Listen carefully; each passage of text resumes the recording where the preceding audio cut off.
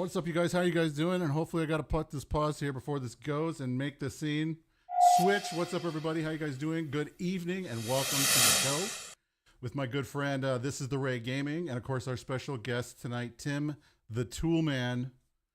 Welcome on in, hey, Tim. Thanks for having me. You're welcome. I have to do this, you know, because the guy is kind of a jack of all trades. Hopefully you can hear that, right? I'm sure you can hear a lot. That's right, dude. That was better than me. That was much better than mine. Mine was so bad. Thank you. There you go. See, even Tim. So there you go. But anyway, welcome on in, Tim. It's a pleasure to have you here. Thanks, guys. And for those of you guys who do not know who we are, what we're about, my name is Tex. This is my good friend. This is the Ray Gaming. We are two content creators here on Rumble, and we also do producing and some other stuff on the back end, which I kind of think you have to do when you do anything kind of like live kind of streaming or live entertainment. And so kind of our goal of the program is to bring on interesting guests to talk about their experience, their kind of journey in the live streaming space, and to give us some tips and tricks, you know, what they use, talk shop talk what they do. And for those of you guys that do not know who Tim the Tool Man is, why don't you go ahead and do a brief introduction of yourself, Tim, and let everybody know who you are. Well, I got started at Fox News in 2007. It's kind of boring. Was an editor. I went with Glenn Beck when he kind of started GBTV, and you know what turned out to be the Blaze, and I was you know one of 15 employees there to kind of build that up from scratch. And then after that, went with Steven Crowder in 2018, and been with him ever since, and just running his director of production for LWC. That's amazing. And I know with Crowder, I'm sure with everything that he's been through in terms of dealing with, you know, the show from, you guys were originally with Media Matters, if I remember correctly, right? Isn't that what it was? Were we with CRTV? I think he was licensed with PJTV, and then he got licensed with CRTV, and then CRTV and the Blaze had a kind of merger.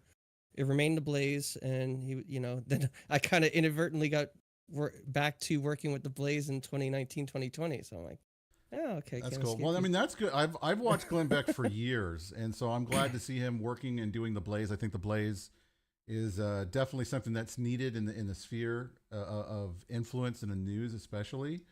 And that's incredible that you got a chance to work with those guys and to kind of help kind of build that platform. Was that something that was really difficult for you to do, or did it feel like a natural fit? Because I know prior to the show, you were kind of telling us a little bit about that you were just like bringing on anybody who said that they had any kind of talent at all to try to help with the back end. Well, my last when I stopped working at I got let go because financial issues and so on and so forth that I can't really get into in 2018. And then because I built the staff, my role there was vice president of content operations.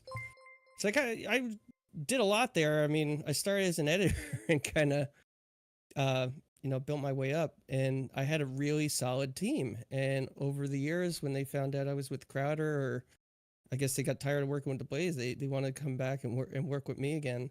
So again, just recruiting crazy talent. And I mean, as far as the Blaze goes, building up, I started there as an editor, and we just kept getting more challenges. Hey, how are we going to do this production? How are we going to do Glenn's show with an EVS unit that doesn't let you digitally send files to it? So we kind of had to develop workflows to roll with an Aja card live to the EVS, and then have him clip name. Was that 12A? Okay, great. Put that in the show map, or, you know, the rundown, iNews, all that stuff. And we figured out those workflows. You know, we figured out the workflow for restoring honor in the Capitol, and then restoring courage in Israel. Did all this crazy shit with Glenn. See that, and that's so weird because you know, I mean, it's incredible because from a user perspective, from a viewer, like you really don't notice anything kind of hiccups or anything like that. Very rarely do you notice it. You know, most people are kind of blind to it. And so there was always been hiccups. Oh, dude, whether people notice it or not. I mean, some of them were very lying. Those are the people that lie on their resume. They're also the people that still have on their resume that like they led their high school division in rushing yards their junior year. Like it's the same kind of people, because I think Tim, you and I both know guys that have been in live production and broadcast production for you. Like it's not what's going to go wrong, it's how many things are going to go wrong. And the mark of a Yeah. team, the mark of a team is not a team that pitches a perfect game every single time you go live. It's the mark of a good team is a team that's able to like walk through those things and navigate them without people super noticing what's happening. You know what I'm saying? Or noticing it all. And I think like I don't want to like totally cut in on you as you do the intro, but I I'm think noticing this that. is like right now as I'm talking and it's like we're blacking out. But like Tim, talk about the line that gets blurred, because I think that like a lot of creators that watch this program and a lot of the creators on a growing platform like Rumble don't understand like how close the relationship and the synergy is between like live broadcast on the level that you do and like what a lot of us are doing like in our homes. We get all deflated when audio cues don't work or when soundboards aren't right or when cameras black out. But I mean, like, talk about it, man. Like, this is what we deal with on set every day. You guys weren't supposed to see that. Shame on you. We're supposed to call it out so hard. Well, it's all about having a backup plan. It's, what are your backup plans to if this happens? And then over the years of finding backup plans, you get really good at handling stuff on the fly. And at home, it's no different. You're just handling stuff on the fly with your own gear. And it comes down to what can you afford and what's your budget to, build a setup and what do you prioritize? And I'm kind of leading the questions here, but no, that's it's what your how good are you on your feet, and can you, if your camera goes down but your audio is still perfect, that's fine, great, keep going. People can still hear you. Yeah. Well, I mean, and what is your and finding out what your show is going to look like. Yes. Like, okay, if my picture goes out and you just got audio, how's that going to change my presentation? Yep. I know, and that's something that I have to be honest, I haven't planned for that. So thank you for reminding me I got to do that. Like I do have placeholder pictures, but they look totally terrible. And that's just to give me kind of an idea of my layout. And it's funny because it seems like that kind of happens a lot where you can work really hard at making sure everything's kind of dotted. The I's are dotted, the T's are crossed. And inevitably, when you go live, there's always like one little thing that kind of goes wrong. And when you're doing like a show like, Crowder and stuff like that, how do you kind of handle that? Do you like kind of freak out, or do you have like a group of really solid people that work around you, or how do you deal with it? I mean, in the studio with the studio is basically all me with when it comes to the assets that I'm playing and overlays and stuff like that. That's the team kind of serves that up, and then I kind of handle the direction of the show. So, I mean, if TriCaster freezes, which happened, what day did that happen? I think it happened Wednesday. The whole machine just totally froze up, and it was in the countdown. That's so we still do a 10-minute countdown, but I stream the show at 3, so it's not much to fast forward through. And something we've been asking for Rumble is the ability to trim that. So it's like, hey, can we just, because hint, I think it hurts replay value. Hint. Yeah. When people have 3 minutes to sit through and they have to fast forward. But anyway, so yeah, we were, I think, 3 minutes in, and then I'm like, wait a minute, it's 5 minutes past. Why is it still at 7 minutes? And just the whole machine froze up. So I had to reboot, get it going. I think we were 2 minutes late, but I mean, you just kind of pivot on that. And backup plan is I've looked at vMix. TriCaster is kind of our format, and really, we just kind of we make it work for now. Do they give you like a DVR like what Resi does? Like where you've got a specific amount of time if you go down that you can put it back up before anyone knows that anything's happened. So like I do a lot of like broadcast ministry stuff, and in that form, a lot of people use Resi, and Resi's trying to get out beyond just in ministries. But the reason that we use is we've got a 5 minute like a 5 minute delay that goes into the cloud as a DVR. And so I've got 5 minutes from a total crash that I can get it back up, and it'll stitch right back into it like it never happened. Like no one will even notice the glitch because it's still uploading to the cloud. Yeah, it's sweet. Huh. Well, check that out. You and I will have to talk offline. Yeah. So I would start the feed 5 minutes before just to give it some buffer built in. Yeah. So I mean, the reality of it is, whenever you go live, you need to go live 5 minutes before you want people to see you live. Mm-hmm. So like if your show okay, starts yeah, at yeah. 9, then you go live at 8:55, whatever that is. And then so if you have any crash, any issue, their encoder will continue to take whatever data is going into it and put it in their cloud. The cool thing about Resi is they encode in hardware into their cloud, like it encodes, and then it lives in the cloud already encoded without any compression and pushes it out. So as long as you can get your feedback up in that 5-minute time, like people, it's like it never happened. It's sweet. Okay. How many hops does it? Well, getting nerdy, but how Well, many yeah, we'll hops talk. does We'll it talk take? offline. Yeah, We'll yeah. talk. We'll talk offline. You can talk nerdy. That's what the show is all about. I don't, you know. I mean, that's really Yeah, what it is. I'm curious at that product that might be nice. It would cut 10 minutes out of our production time, but Yeah, and I like so, the idea of that. and so I'm assuming then your name Tim the Tool Man kind of is a reflection of your background and basically how you just kind of learned all that. I mean, is this something that you learned pretty naturally with some of the tools and stuff that you've had to learn? Has it been difficult for you, or did you find it to come pretty natural? I mean, I've always been someone who like would take stuff apart. Mm-hmm, me too. My mom's got a story that I was I forgot how old. She says I was like 2 or 3, but I grabbed my dad's screwdriver, went underneath the dining room table, and unscrewed all the Phillips screws. Crawled out from underneath the table, and it collapsed. So I've always been taking stuff apart, and Steven kind of anointed me with the name Toolman. So it's like Toolman Tim, and yeah, I guess that's kind of my stage name on Crowder, and that's how people came to know me. Really, I didn't give myself the name. He's just like, man, you fix everything, huh? I'm like, well, yeah.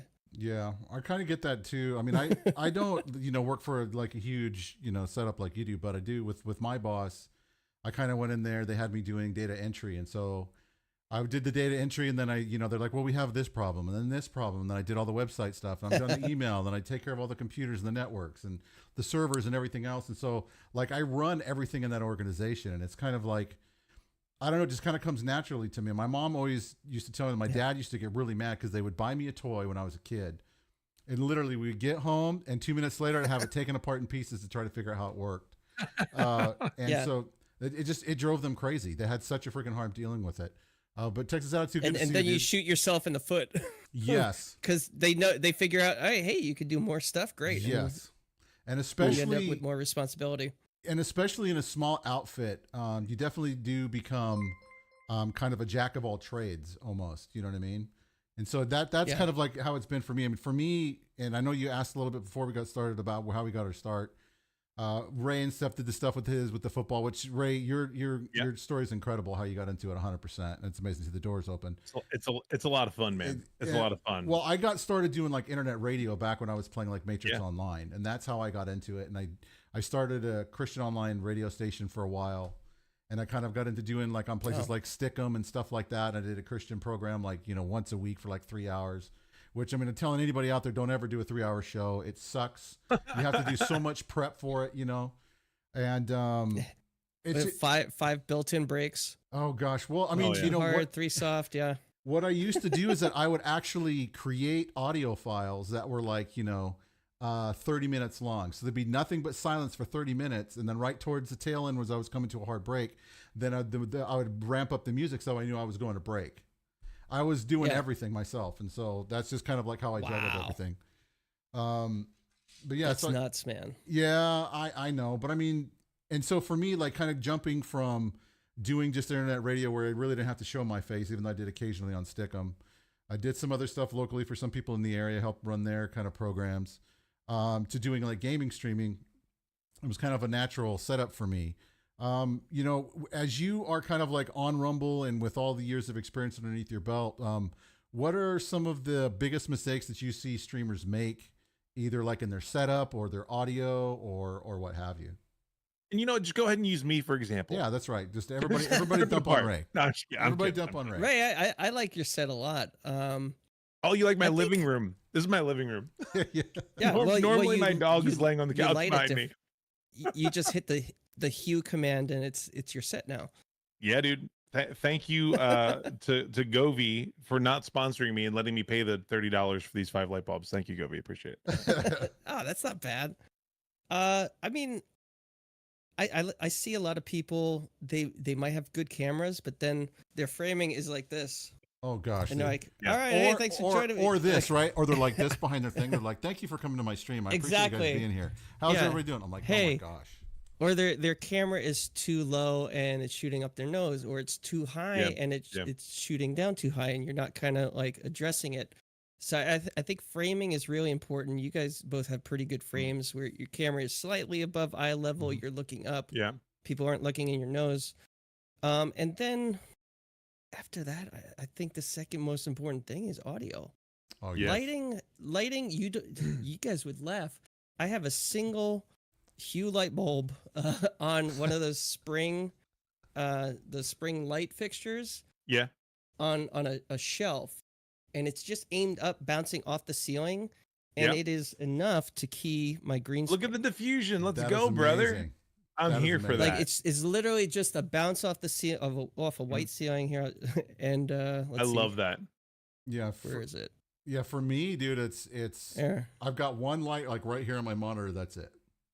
See, I need to do that. there. This I is need a green screen. so all of it is, and it comes down to the camera. I mean, I know we're gonna get to gear, but I Yeah, mean the yeah. camera. Oh yeah. Oh, I hit the wrong filter. There we go. Not bad. The thing that I like about with what Okay. you're doing though, like, is so you got that one shot and it's coming and you're getting the reflection off the ceiling, but you got this really great contour on the outside of your face. You know what I mean? Like, so it feels like Oh, it's yeah, that's- dramatically lit. Dude, that's I have one of those lights that clips on top of your monitor, Uh-huh. and again, it provides a decent amount of light that Mhm. I think if I put it on the other monitor, it might help. But yeah, you're getting kind of a splash of light. It's really how you use the light. You Yep. don't need a ton of lights. You just have to use what you have well. And I'm no expert. Like I kind of suck at lighting, but I think the camera's cheating too because it's a full frame sensor, so literally it'll take any freaking light out there and use it. But Which I mean, camera you running? sensor size lighting. I got a Sony Alpha 7 IV. Oh, that's what I shoot my main photography stuff with. So like what Dude, I do is like love it. I'll get new gear when I do photography, videography, B-roll, and then like you got to have at least 3 so that you can do a 2 principal shoot. You got to have, one in the middle, one that's owning each principal, Yeah. whatever, yada, yada, yada. So then the third camera that I don't use as often because I'm not doing a whole lot of 2 people shoot ends up being my streaming camera. So it's like it's double duty. It's here and then it goes with me when I go out. And so Yeah, no, Sony this is fam, let's my- do it. Full frame Sony guys. I love it. Dude, I've got an OBS-Bot. I- That's what I got. That's it.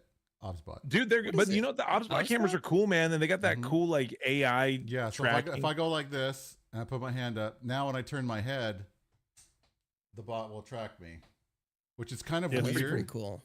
It's Yes. pretty cool. Like I'm not a big fan of PTZ, but as far as PTZ goes, they're pretty sweet cameras. Not gonna lie. HubSpot. I've never Yeah, even turn it heard of on. them. I can do everything What- by what is- hand gestures, including zoom.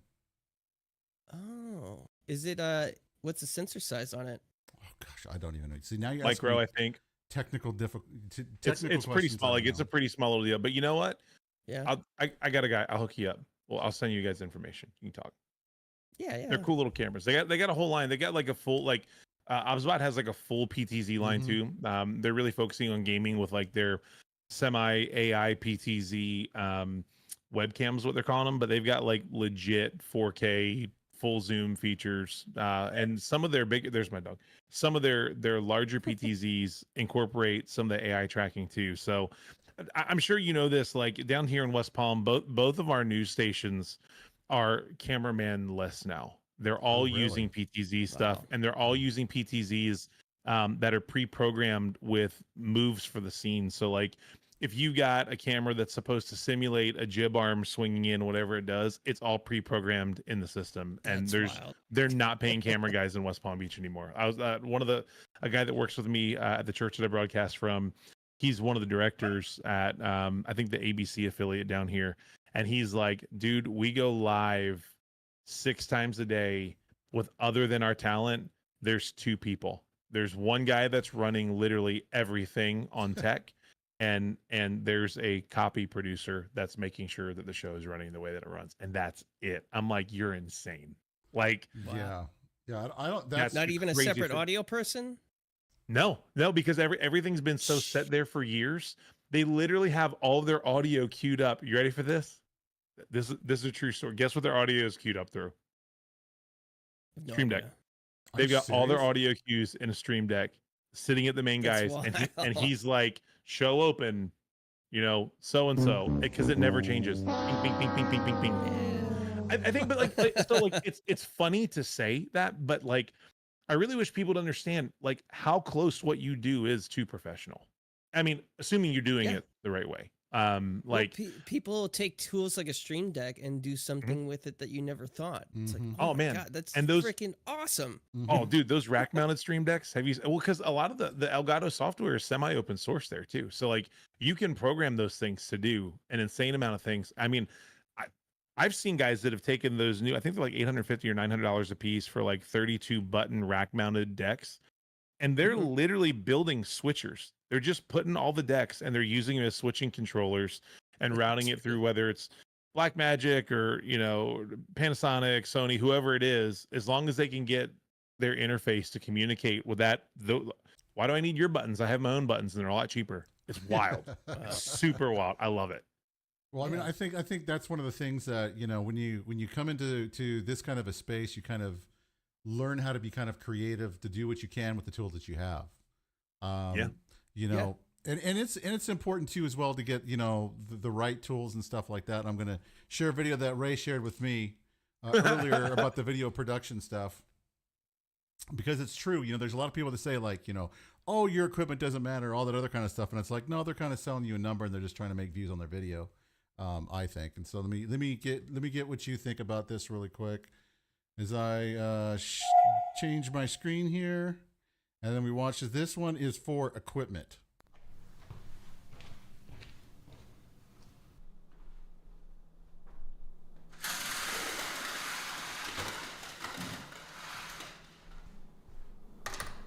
This video is 5 years old and it's more true today than I think it's ever been. Okay.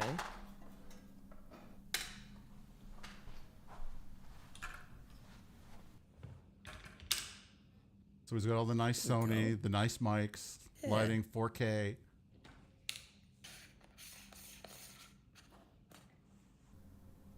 Special filters. Yep. The focus box. Is he using a boom? What's up, guys? Welcome back to the channel. Today we're going to be talking about why gear doesn't matter. So they do that whole thing, and it's like, yeah, of course it does, Well, I've been saying for years and years Don't and forget years, to smash that subscribe button. it's not the arrow to the Indian, right? Like I teach that to every team that I lead and every organization that I consult. But there does become a point where it's kind of the arrow. You know what I mean? Like in production, like you can get by with ingenuity and with talent and like Tim said earlier, if your lighting is solid and you've got good audio capture, like I'm telling you guys right now, you've got one of the most powerful cameras on the market in your hand right now. You don't even realize it. These stupid iPhones will absolutely shred in the right circumstances. Like, what was the movie? 28 years later, they shot that whole movie on iPhones. Now, that's also a liar, liar, pants on fire situation because they've got like cinema lenses that are built in contraptions to like end up being the lenses, but they are using the iPhone sensor. It's a powerful tool if you know how to use it, number one. And number two, if your lighting and your audio is good, you can get away with it. Yep, that's true. That's true. Let's see, looking here at the chat. Do we have any questions at all? Yeah, Damn Daniel, he's got a Panasonic Lumix G7 and his voice is all he needs. And that's true. Damn Daniel's got a beautiful, sexy voice, everybody, if you guys don't Danny know. sounds like he should be doing voiceovers for every show on this network. Yes. Yes. Almost like, I don't know. But anyway. But yeah, Dan Daniel's got a really great setup too as well. Yep. Now, that'll get you far. A good voice, a good camera. That's true. That's true. And so what do you think with someone who's maybe on a budget or whatever? What do you think are maybe what should be one of the best upgrades they make in terms of like, what do you consider to be a decent budget, maybe like a webcam or something like that, or even, lighting? I mean, it depends on what you're lacking. I mean, if you That's a tough question because I'm kind of I'm a camera snob, so I'd Yeah. say the thing I wanted most was a full frame camera, and Yep. I had to sell my wife on it and say that I would take pictures of the family whenever we go out and do family stuff. And it's been a win-win because I get great family photos, and it's literally cheating. Because once I bring it in Lightroom, it's cheating. You do whatever you want. The Yeah, thing captures so much information, it's stupid. Yep. Yeah, I know. And See then that, and it that's my doubles- problem with my wife too. She just, I'm like, hey, can I get this? Well, she goes, well, how much is it? I'm like, it's like $500. $500. Yeah, but here's the problem. Here's the problem, gentlemen. You start out like that. Hold on. That's funny. And all of a sudden, you got a bag like this. Oh God. That like you're terrified to get on airplanes because there's $40,000 of equipment in this bag, and like, oh my God, dude! Like, it'll pay for itself, honey. Oh, dude! But you know what's so funny? I did my daughter's 16th birthday portraits, and my wife was like, "Oh my God, these look so good." I was like, "You weren't really stoked when I spent $2,000 on a G Master lens, but that's what I shot this whole thing on." You know what I mean? And so, like, yeah, I mean, there are certain The things alien that, like, B flashes. I We mean, got like, those at work, so I just borrow them. let me ask the question this way, Tim. So, like, if you were a new streamer or a young streamer, and you saw a Tim the Tap Man or Tex, maybe me, I don't know, and you were like, man, I don't even know how to start. Let's not talk about the upgrade. Let's talk about the start. Like, if you were starting from zero right now, and you knew that you had a mid-tier budget, because let's be honest, any gamers that are starting to stream have spent all their money on their rig. They're spent all their money on their computer so they can even play these games. Where and how do you start in a way that is accessible and growable from step one? Well, let's talk about a budget. Are we talking like a $500 budget, or are we talking like basically I'm going to scrap together what I have and do what I can with what I have? Because let's do it three ways. Let's do it from zero. Let's do it from 0, 500, and 1,000. Let's say those are the three tiers of people that are starting. 0. I mean, you could use, again, iPhone. You probably have an iPhone, or an Android. I had a setup going where I was using. I got like a $15 app, $20 app that utilizes NDI. So it turns your camera phone signal into NDI. You can use that to capture audio and video. It stopped working for me. Yeah, because my computer, I upgraded to Windows 11, then I upgraded OBS, and then all the and something's wrong with my PC. I can't figure it out. But then there's an app that I downloaded that allows me to AirPlay to my PC, just so I could AirPlay the camera to my PC and achieve the same thing. And that app was another $19. So I could technically when I do it, I have a segment called Tim Breaks Stuff where I take shit apart. Yeah. And I have a top-down camera, and that's what I use for this now. I just AirPlay the camera to the PC, capture it with OBS, boom. And the latency is nothing. That's insane. Very little. That's really very impressive. little, short milliseconds. Black Fox is in chat, and he says, I'd say that a huge amount of streamers that start off can't even do $200 off the bat. Mm-hmm. So we'll keep that in mind as we're at our $0. Yeah. So I think right now we're like $40. So $40. 20 if you just want to go right to the AirPlay and AirPlay your camera to your PC, then use OBS, which is free. So $20. And then for those, iPhone. Not to step on top of you, but for those that just joined, Tim just pointed out at the beginning of the show, his whole lighting in his studio is like standard Home Depot, Walmart around the house that he's just reflecting off the ceiling, which to get kind of that softbox look. Very, very, very. I mean, and like in the spirit of that, I'm gonna change my stuff real quick. So everyone talks about my lighting in my studio, which makes me laugh every time people say that. It's my living room. So like at nighttime when I'm gaming, that's what it looks like. But during the day, it just looks like a normal living room. Like these are smart bulbs. You can get the smart bulbs that I used before. You get a pack of 4 for $19. They're called, I don't know what they're called, something Feit, F-E-I-T, I think it was. Walmart carries them. And then when I got unified lighting behind my TV, it was like $10 more for the Govee bulbs that literally go in every normal lamp. So all day long, every day, they're just normal lights. And then when I want them to be studio lights, we color the room the way we want to. So lighting isn't as hard as you want to make it be, I think. Yeah, I think for me, I kind of have a hard time with that. I mean, as you can tell, this is my lighting as I was doing as you were talking. That's it. I get 3 whole lights on my fan here. There we go. There we go. We're done. Voila. But Let's see. you know, for see me, if I could get this to work. Dude, Tim's about to take There us you to go. school. Look at this. yeah, see. So here I'm doing the AirPlay. Latency, as you can see, is insane. That's Here's crazy. my camera. So camera's right in the middle. 2 monitors. I have a Elgato strip light if I need it. It's not even on. Yeah. There's my second light, which is just again monitor clip going down. It's kind of giving that splash on little my face glow. on this side. Yeah. And here is my other only That's light. brilliant. That is. I mean, brilliant. legitimately, Literally just bounce it no up. offense. That's a $15, $20 setup Yep.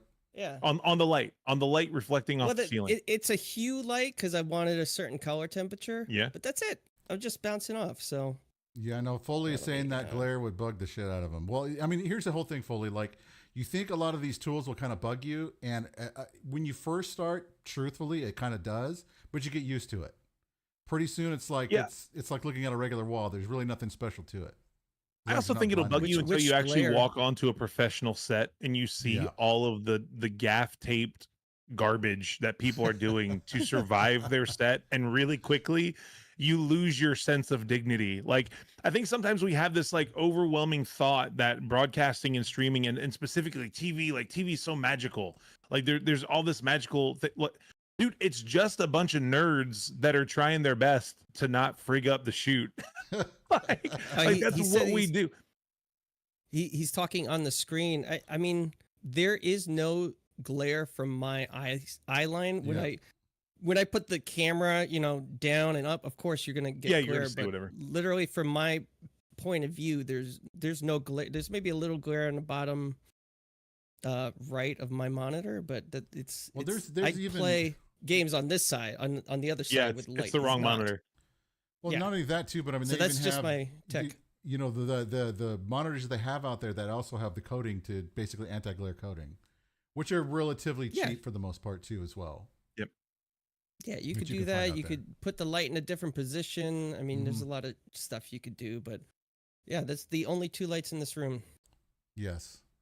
And of course, My shirt's a little washed out, but whatever. that's totally fine. I mean, you're only on Tools of the Trade, bro. Don't worry about it. That's why we don't wear white not on on camera, NBC or brother. You know anything. You're this. good. You know this. We don't wear white, and we don't Yeah. wear tight vertical stripes. Dude, I'm wearing white right now, unfortunately. So my bad. I broke pretty flannel. much everything. Yeah. I'm happy that my flannel is thick enough that it's not freaking Maury wobbling on me like this the whole time that we're shooting. Dude, and here's the question I have for you, though, Ray. How could you wear flannel in the middle of Florida? Aren't you guys like baking like the surface of the sun right now? Like about 100. It was 112 degrees outside when I got in the car the other day, which that's not real. It's only probably 98 outside. But they say that your blood thins when you move to like South Florida or somewhere that's really hot, and it gets thicker when you move to the cold. When I first moved here 15 years ago, the first month that I lived here, I legitimately never stopped sweating. I like sweat in the shower. Like I never stopped sweating. And then like one day I woke up and I was like, I mean, it's fine. and I never thought of it. I never thought about it ever again. That's right. I don't know when that's gonna happen in Texas, man. Dude, I just had to ask. Are you in Texas yourself, Tim? Yeah, I'm in Texas. Okay. Yeah, I'm in San Antonio, and it's freaking hotter than blazes right now. We went up to Boston. Yeah, I need a shower if I walk out the damn door. Yes. Like I start sweating. I'm like, damn. Yes, 100%. Yeah, but you guys don't get the same humidity that we get here, do you? Or or is your humidity bad too? It depends on where you're at in Texas. Like Houston is just as bad as Florida, I would say, 100%. Yeah. I mean, you walk outside in Houston and it's like, oh my gosh, it's just so freaking sticky. As soon as you walk into a room, it's like, blah, you're just soaked. You better go change your clothes. San Antonio, we're about 70 to 80%. So it is humid, but it's more tolerable. Austin's kind of weird because Danny, I don't know, it's just weird. Danny says he's already told me to stop wearing flannel. I know, but Danny, when does he ever listen to us? He never does. Never. He never does. Never. Does. Won't do it. Can't do it. No, won't do it. No. Yeah. Texas Attitude said it was swamp ass nasty in Galveston last week, dude. I think everybody in Texas can freaking say that for sure. Yeah. But Yeah, coastline, it's bad. It's kind of dry heat up where I am, but it's still 103 dude, it's degrees. freaking Texas. It is Texas. It You gets stay so like freaking hot here. you stay around 95, 98. Where I'm from on the eastern shore of Maryland, which is a couple hours outside of the DC swampy swamp. And I'm not talking politically. I'm just saying like actually DC is built on a swamp and people don't understand it. The humidity there is way worse than here. So like I grew up in like from July and August, it'd be like 105 to 108 pretty consistently. Like it never gets that hot here. It's never that hot. So I don't know. It's fine. Yeah. Oh, it's all good. So, but- as you were saying, so that was the kind of the low end, right? You're saying you're up to about All right, yeah. like 60, 80 bucks right now or something like that? Yeah, we're under $100 in things Mhm. that Tim's talked about so far. Yeah, well, we didn't consider audio at all. Not yet. We'll no. gotta get there. That would We're, just, that we're would on cover the camera and video lighting. end We're of on it. iPhone and lighting so far. Yes. Now it's I've audio. got a Yeah. video for audio too as well, though it comes from more of like an audio engineer side, but it's very true, I think, in the streaming space as well. Yeah, so depending on what they want, I mean, you could use AirPods if you have AirPods with your iPhone. I mean, that's a perfectly suitable zero budget item that you can use if you own it, or just get a pair of wireless earphones, and that could be your audio input. So Yep. that's, I guess that I would say that's the lowest budget you could probably go and have decent quality as far as lighting goes. I mean, again, you don't have to get too special with an iPhone. You work with what you can, and you make upgrades over time. You buy little lights here and there, and make sure they're high CRI. And as far as mid-budget, man, I don't know. I really don't, because I mean, I know what I wanted to go for. Like, again, I wanted a bomb-ass still cam and something that could do live streaming and have a full sensor. That's it. That's not cheap. I think the whole packet, the camera and lens, probably costs like $3,200. So Yeah. not a cheap item, not a cheap line item at all. And that's with the kit it's- lens too, right? Like that's the A7 IV with the 28 to 70. That's like Oh, no, 3.5 I to got 5 point. something better than that. Oh, did you? got Okay, I a was like, you're kidding this Sony, thing? was it Sigma Art 24 to 70? Sigma makes some And- good stuff, man, and they're significantly cheaper. Like as I've It's gone through my cheaper than the career, G. yeah. As I've gone through my career, I've gone a little red badge crazy because you just get to the point where you're like, I know how it reacts. I want to keep everything as consistent as I can. Also, bougie, you know what I mean? Like it's just like one of those things that's like, oh, I need it. Yeah. Like there's a new red badge, I need it in my bag. But like I really Sigma want the makes some 70 great to stuff. 200 G lens for sure. Like that's my next lens purchase. But That's I need a so good that's reason my for it. main. I use that for events all the time. 70 to 200. We'll talk camera gear. So I have a non-Sony 14 mil that's 2.8. That's a Rokinon actually, and it's 2.8 with autofocus. And for wide, it's fantastic for wide stuff. Like Mhm. you'd never know. I got the 24 to 70 G. I got a 35 millimeter. 24 to 70 G Master, 35 millimeter G Master, 20 millimeter standard G, 85 millimeter G Master, 7200 G Master, 200 600 G. Like this bag is legit jam packed. Like it's full. 24 to 70 is a lot. That's 70 to 200. Like I can't get away That's a from soft case. Hold on, it. Yeah, hold on. dude. I Well, would, I would so, like, upgrade I your tell bag. every time that I take, well, the reason I have this bag is because this bag specifically is TSA compliant, and according Yeah. to TSA, you can go on every airplane, but once out of every 5 flights that I take, I have a stewardess that's like, that bag can't go, Bob, it's got to check it. I'm like, then I'm not getting on the plane. And so like all my clients know, like if the airline doesn't want me on the plane, like I'm not getting, like I just want you to know, like you gotta figure something out, because unless you're willing to pay for everything in that bag, this bag's not going under the airplane, period, ever. It's just not. Yeah. So I have literally had to talk people into letting me hold that bag, like I've flown holding my camera bag because I was like, it's not going under the plane. Especially with airport people, Yeah. man, they do not care at all. I mean, I've seen videos, them kicking it, freaking throwing it. I mean, they're, it's crazy freaking how they treat a lot of our stuff. I had a staff photographer that worked for me one time, and he wasn't a Sony guy at the time. He had a bunch of old Canon gear, And he was really pissed that he went on this one trip. He did not want to go at all. And he was like whining about the trip the whole time. Honestly, I should have fired the guy because I was like, dude, like you're freaking killing me. This is your job. Like you literally get paid to only be a photographer. Like that's why you're here.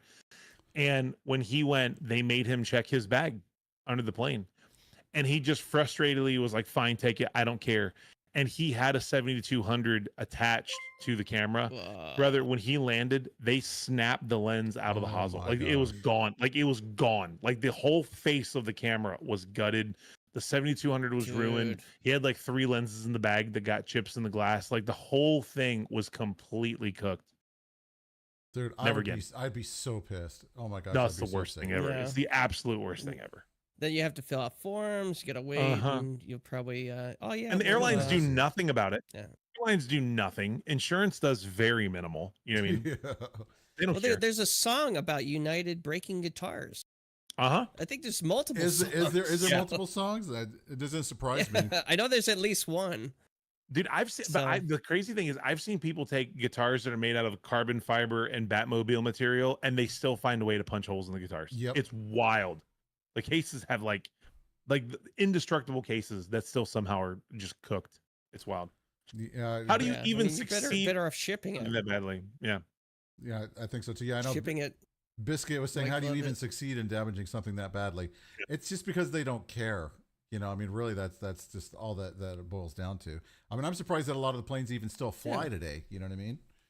We just got done flying out to Boston, and I was nervous enough getting on those freaking planes with all the crashes and stuff. It feels like that's been going on lately. It's insane. It's really I think they make sport out of it, man. Like they make sport out of breaking other people's shit. I didn't send you this. I saw a meme 2 or 3 days ago where it's whoever the character of the meme is, he's making like a surprised face, and it's like the face I make when the TSA agent tells me that my luggage is 3 pounds overweight and there's like a 600-pound woman walking in front of him. It's like, but she's fine. Like, that's pretty good. Her baggage is under though, so is it really though? I don't know. Yeah, bring scales to the airport. I think sometimes you gotta check in at that kiosk, or there's an automated kiosk. You could easily put scales under the floor there. And if you have to go to an agent, you could just put a square. Stand in this fucking square. Yep. Because weight in airplanes, it does make a difference how much body weight is on an airplane. Yeah. Or else why wouldn't they weigh the bags? I think that there's an artist that fucking her private jet crashed because she put too much weight on it. If you've ever been on a private jet, they ask you, how heavy is your shit? They weigh it like, we can't carry this much stuff. Huh. Yeah, I used to fly private with a boss of mine, and it's not the experience that people cook it up to be. It's actually. Are you kidding me? Yeah, that's what I said, dude. Take me next time, dude. I'll be happy. No. I'll ride around like these planes, dude. These planes. I've been on private jets with Glenn, with Steve. I think it's the coolest fucking thing ever. I mean, it's cool that you can just walk in and get on. Like that's fun. Yeah. And like that you can come and go whenever you want. You can have a gun on you. Yeah, you can. You can. Even in places like New York. But like my least favorite part of flying private. Number one, I'm a large mammal. I'm 6'6" and 285 pounds. Like, so. Oh, wow. Yeah, you're a big guy. Yeah, awning and offing in the private jet, not my favorite. Yeah. The camera works reverse for Ray. It takes 10 pounds off. That's why it's up tilted down, guys. Is that how it is? Okay. That's why it's up tilted down. No, but like when you land, and like we would be in the Midwest all the time, so we had crappy weather every time we took off and landed. I will never forget landing in a wind and snowstorm in Elkhart, Indiana. And as we approached through the front window, oh man, dude! And as we approach the FOB, don't look through the front window. Like the tail of the plane is like 90 degrees as you're coming down and landing. Oh, it's no thanks. Don't look. They know what they're doing. They will land the plane. You'll be fine. No but fun. yeah, I looked too during a windy landing. I was like, holy shit, this is it's just so wild how hard the back end of the plane is like. It's gone. Like it's not straight when you're landing. Yeah, you're landing. If like you sit in the cockpit, it's fine. I guess. If you sit in the cockpit, it seems fine because you're not seeing it from the perspective of I'm in the back and the plane is all over the damn place. But hey, Yeah, look, let's be honest. I'd much rather have the pilots in the front not feel or see any of that stuff and land the plane right. You know what I mean? Yeah, I guess, Yeah, they're not landing it from the back. Yes, exactly. Exactly. But I mean, there is some video out there, and people can go out there and search of the hardest airport in the world for a plane to land in. And I forget where it's at. I don't know if you guys have seen the videos of that. But just the planes come in and they're doing like this number. And I don't know how the heck they even land. Dude, the wind affects a ton of it. And you just don't feel it. Mostly, you don't feel it on like the larger planes. Exactly. Like and speaking of wind, that's why really quick. Well, you can't see it either. Cheap setup here. Oh, go ahead. A little windscreen for your microphone, ladies Little and pop gentlemen. filter. Yep, that's right. Pop filter. Little pop filter. It definitely helps. That's why I like I need to get the one that's built into the SM7 solid. Well, I mean, I've got. I'm using a Lewitt, and Lewitt has one, but I just have this foam screen on. But I should get the Lewitt one that it's magnetic. It just goes on the front. Oh, that's nice. That's I had nice. one. I had a pop filter that used Am one I time. popping that bad? No, No. not at all. But since we're talking about wind and airplanes, I'll try I to figured, angle it. Dude, Tex loves talking about his pop filter. It's well, like his favorite thing. I don't know. Like this thing was like $5. I got it because I needed it. I mean, it's it works fine without it, but still, the whole fear Is of that a blue mic? yeah, it's a blue mic. It's a Blue Spark Black. Oh, nice. I think is what it is. Okay. I freaking love the Blue Spark. Or the I will blue- tell you the that blue your mics. blue mic sounds better than any blue mic I've ever heard before. I've never had a lot of good experiences with Oh, blue, really? So 'Cause, congratulations to you, well, friend. Well, thank you. I mean, I used blue mics for a lot of my voiceover work that I used to do when I did all the radio stuff, announcements and commercials and reads and Is stuff that like USB or XLR? It's XLR. That's awesome. I go XLR 100%. I can't. I mean, I can take the signal out of my mixing board USB and into my laptop here if I want to. If you needed to. But XLR all the way. I'd much rather do that than USB. Too many problems can happen with it, especially drivers and all other stuff crashing in the middle. Yeah. I just Low don't wanna do power, disconnect, Yes. reconnect, shit like that. No thanks. Yes. So give I me. mean, technically that could happen with your audio interface as well, but Yeah. Don't I don't know. Don't jinx it. It's a lot okay? less likely. don't jinx it. Don't jinx it. The nice I think thing it's for less me, likely to happen. yeah, and a lot of these audio interfaces, when they lock up, they'll at least hold the scene that they're in. You know what I mean? So it's like, Yeah. okay, like I can land the plane if I have to. Like, I mean, you'll love this, Tim. You'll love this. So it was Good Friday at our main campus, which is everyone knows church services, and we've got like it's not small, but it's not large. It's like a 1,700 seat auditorium, so it's not like 5, 6, 8, 10,000 like I've worked at before. But it's Good Friday. It's one of our most attended services. We are scheduled to have 3 Good Friday services this year, and we're in Allen and Heath's ecosystem, and so we have Allen and Heath D Live at that main campus. Which, for those that don't know, the Allen Heath D Live system is effectively there's an audio brain, and then the console that you use, which most people would call the soundboard, it's not. It's like a USB controller, effectively. Like the soundboard controls the brain, and there's several models that you can get depending on how many channels you're running in your rig. Well, the motherboard in the computer, like in the rig, died 5 minutes before show. Gone. Oh, jeez. Gone. Easter weekend with no PA. Wow. And you're like, what do you do? It was a 10-year-old machine, and this is will make you guys laugh. This is going to be Clean Your PC fans. In the 10 years that it was rack mounted, no one had ever gone behind and canned aired the fan, and the fan was caked and had stopped spinning earlier in the week, and it just overheated and fried the motherboard. Wow. Dude. Yeah, I did that. I had that Happy happen. Easter. I had that happen to one computer in the office, and I learned my lesson. Make sure I freaking at least, every 6 months, take them out, pull, do a little love with them, clean them all out, put it all back. And thank you very much, Para, for the raid, and also Texas Attitude for the 10 gifted subs. Appreciate that, you guys. Seriously. Ooh, thank you, guys. Dude, that's a whole lot of spins of the wheel, Tech. Yes, I know. And so we're going to do this really quick, Tim, if you don't mind, really fast. Anybody that, donates, gift subs or whatever, you guys get 3 spins on the standalone slot machine, okay, which is not rigged by any stretch of the imagination. We don't have a winner yet. Yeah, not yet, but it's been close. So if you do win, then you get a basically graphic overlay package from Neuter Die, your choice. We'll buy it. It's just a way that we can thank you for supporting the show and what we do. And so here we go. So Texas Attitude, you get to go. You get 3 rolls. Hey, it is not BS fully. I'm telling you, it's not rigged, 100%. So here you go. Here's spin number 1. Black, and no, you go to rage. Oh. So it's that one's rigged right there for you. Okay, you ready? Here we go again. Texas Attitude, spin number 2. How many does he get for 10 gifted? We're just gonna do 3 for right now because we could be here for a half an hour trying to get him to win. Rage, Oh. and you fell. Okay, and you get one more time, Texas Attitude. I'm pulling for you, 100% pulling. This might be the coolest thing that Texas ever programmed, actually. Okay, and here we go. This is really cool. Okay, so here you go, and they're all custom emotes too. Rage, and And the Sunshine State of Florida. That's right. Sorry, there you friend. go. You get peach. That's wild. Try to think of Pink the plus plan. an orange. Come next time. My colorblind? Texas Attitude says rigged. He wants a refund on his gifted subs. Refund. Rigged, but anyway. That's cool. See, that's the type of stuff in streaming that I don't know a whole lot about. Yeah, like and that's the overlays and the type of the cool stuff that you could put it in your stream through OBS. I'm kind of just starting to learn that, and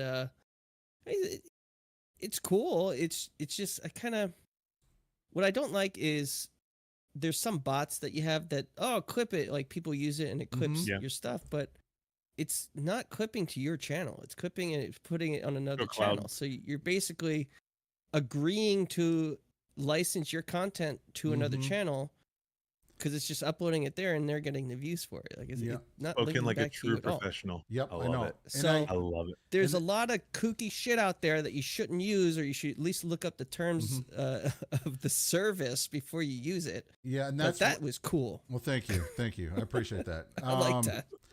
I basically, and that's why, like, for our bot, because I make, RUM-Bot. I'm one of the 3 developers that work on RUM-Bot. I love that Tim is at the same breath praising and ripping your heart out at the No, he's not. No, because here's the whole thing. Look, for our bot, we do have a clip feature. No, I like that at all. Right? So we do have a clip feature, but everything's saved on your computer. So in OBS, where you save your videos to, you turn the replay buffer on. Yeah. The bot connects to it, and then that way, then your chat can do ! Clip or whatever, and it saves to a folder on your computer exactly the way that it looks on your screen. And so that way, it's the highest quality. That's badass. There's no compression, and you can take it and edit down and do whatever you want. And to Tim's point, there's no third-party licensing there's no of your third-party, content. no. To someone else. Yeah, I was referring to, I think, RUM-Bot or StreamBot. They do that too. Rumble. Yeah, and I do know the don't know which one developer it of was. StreamBot. He's a good guy. But yeah, they both do that. Rumble. And of course, RumbleBot, I don't know, and there's so many of them, and everybody's using a different one, and it's very confusing. Yeah, I think Doc for that. Yeah, he says we just got to get Rumble and Owned to be able to link up. And I do like to Owned, but the problem that I don't like about Owned is that they kind of do almost kind of the same thing, right? Where you have to sign up through their website in order to get kind of your overlay, then they kind of control it.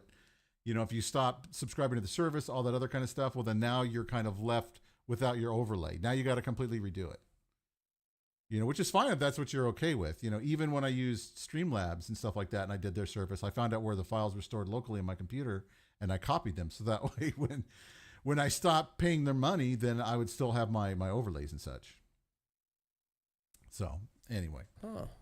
Yeah, but I mean, if you need, I'm just looking at RUM-Bot now. I didn't check out your product at all, so I'm that's looking okay. at it for the first time now. I appreciate it. Again, I said I'm new to all this sort of stuff, so. Yeah, I mean, RUM-Bot was born out of a desire to help the community. When I first started streaming here in gaming about 2.5 years ago, no one wanted to touch Rumble. They still don't want to touch Rumble, really.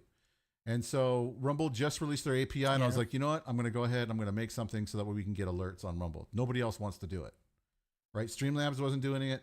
Stream Elements wasn't doing it.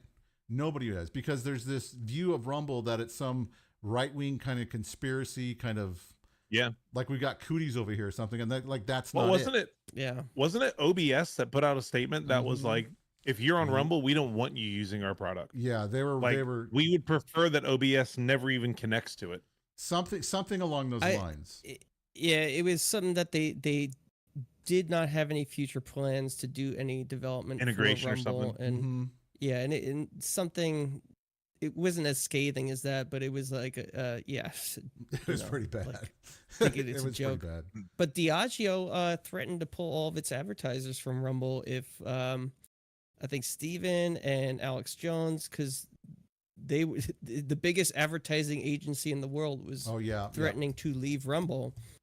And I don't know how that ended up, but we kind of made a big stink over that. So yeah, a lot of people are still against Rumble. I don't know if Diageo has introduced their advertisers to Rumble. I don't think they have. Well, I think if So I yeah, if I remember we're fighting an correctly, uphill battle. I think didn't they take them to court? Rumble took them to court. I thought Rumble took somebody to court though over advertising. I can't remember if it was them or who it was. Yeah, I'm not sure how it ended. Yeah, I don't remember how I've heard about it, but I know like Google with their antitrust and all that other kind of stuff. That's kind of Google's starting to kind of be taken apart, and they should be. Google's like, massively huge, and they control, like, YouTube's a prime example. YouTube was a fantastic platform up until Google got a hold of it and freaking ruined it. When I saw what they did to Alex Jones, I knew that unless everybody bitched and complained and they reinstated him, that we were going to be YouTube was over. Because YouTube was created basically by the creators that just wanted to make stuff for people to watch, like what we do here. Yeah. And you were able to say what you wanted to say, you were able to do what you wanted to do. And then when they took, Alex Jones off, there's like a little period of silence. And this is what a lot of the people on the left do. And I'm sorry to bring this in politics, but what they typically tend to do is they'll push. They'll do something completely outrageous and they'll wait to see if there's any pushback. If there's not any pushback, then they run full stream ahead and they start bringing everybody else that they want to get rid of. If there is a big enough pushback, right, then they'll stop and like, oh, well, sorry, we overstepped our bounds. We're apologize. We're sorry about that. We didn't mean to do that. No, exactly that's what you meant to do. You're trying to push the boundary to see if you can get away with it. It just drives me crazy. And people that are like, it's okay, it's YouTube. It's like, you know what, you guys don't understand the bigger picture of what they're doing. What's the big deal, man? Yeah, exactly. It's like, well, it's fine for you for now because they say your viewpoint, and when that changes and they no longer want to hear from you, then you'll understand. It's a slippery slope. People who say shit like that don't believe in anything. Yep. What's the big deal, man? It's just this. Like, they don't believe in anything. They don't have any line that you could cross that would make them get off their ass and do anything. Yeah, I know. And it's, I've talked to, do have some friends. I have a friend of mine actually just started coming back around to Rumble last night, actually. Great talented artist, really great guy. And he played some game on YouTube. He was doing a stream, which other people have covered and they've been fine. But because it was him, they permabanned his account. Just gone like that. Woke up the next day. Like YouTube at all. Woke up the next day. 6 years of work gone in an instant. 6 years. And that's like, that's why I keep trying to tell people, branch out, diversify your content, do Odyssey, do Rumble, do somewhere else that you can get your content out. You got to do that. The same thing goes with, with have a backup plan. Yes, 100%. With gear, with production, and with your product. Yes. And with social media. Yes, Pickaxe is also another good one too, as well. That's kind of like social media. I had a client of mine that had a major footprint, and I think her Facebook page was at like 8 or 10 million followers, and someone hacked her page, and through the hack, Facebook shut it down and never gave it back to her. Yep. They were like, "This page is not broke terms of service, yada yada yada." 10 million followers gone, just gone. Nothing she could do about it.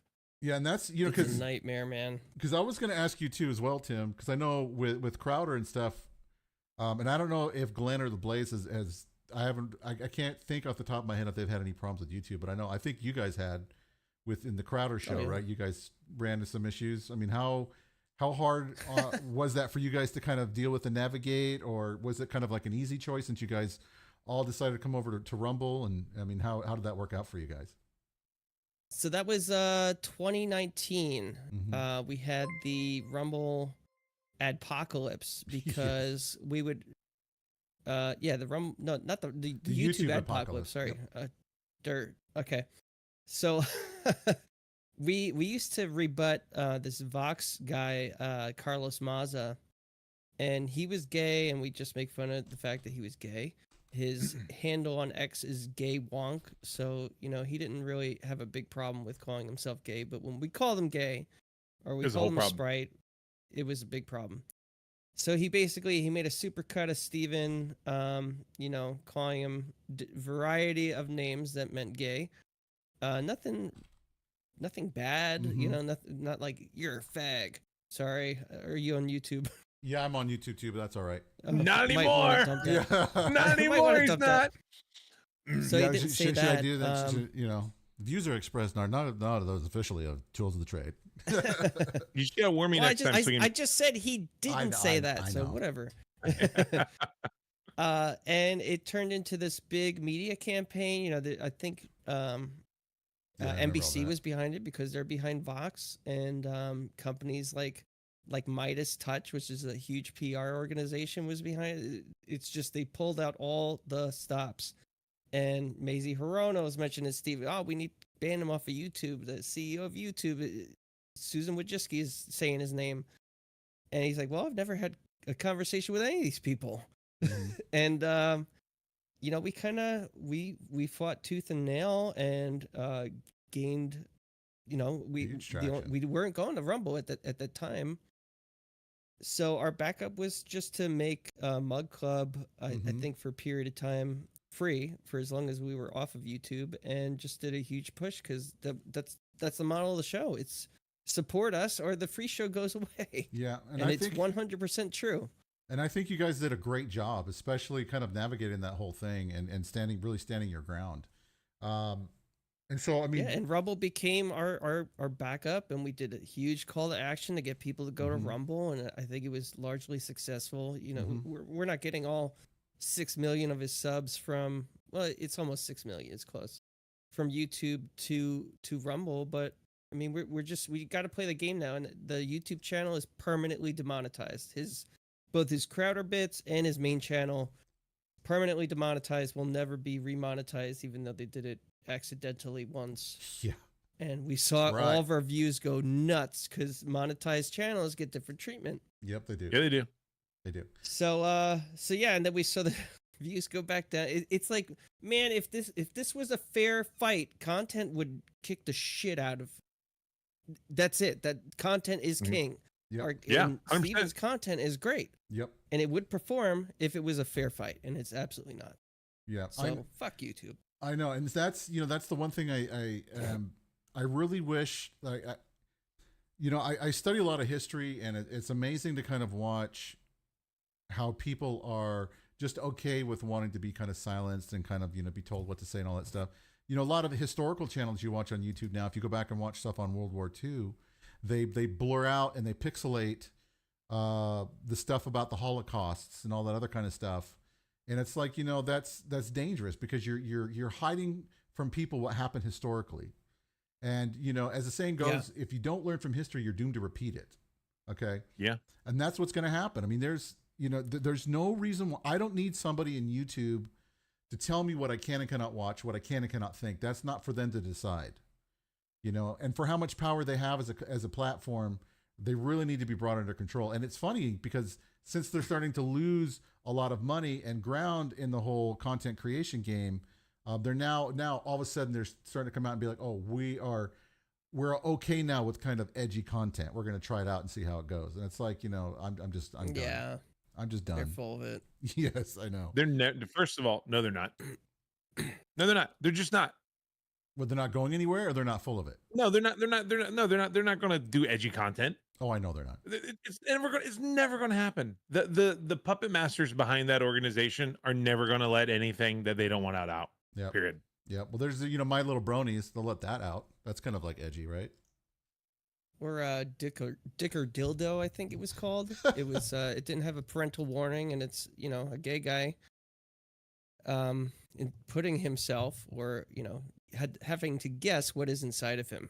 Oh Kind of my sheet. gosh, dude. And there literally was not a child restriction on it. Is this made until for we children? brought Yes. it to light.